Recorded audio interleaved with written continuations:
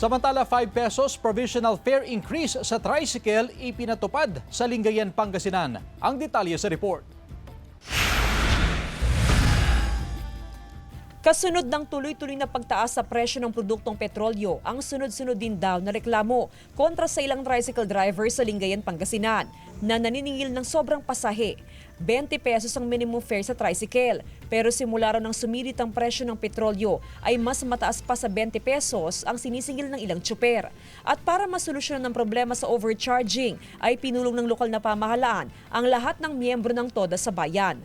Napagkasunduan ng 5 pesos na provisional fare increase. Nung nakaka-receive na kami from various estudyante, sa mga empleyado, sabi namin, okay, kung yan general sentiments ng binibigay nyo sa amin, sige. So after kami nag-meeting with attorney, tapos yung mga presidente naman, yung sinabihan namin, sabi niya, okay.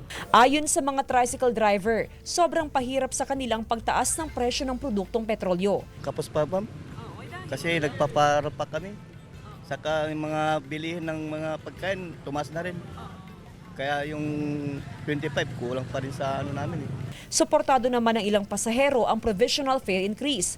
Batid daw nilang hirap na pinagdadaanan ng transport sector.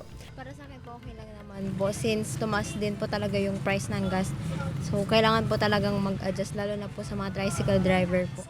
Ayon sa lokal na pamahalaan, sakaling magbalik normal ang presyo ng produktong petrolyo ay ibabalik din sa 20 pesos ang minimum fare. Kasama si Daryl Peralta, Jasmine Gabriel Galban, One North Central Luzon.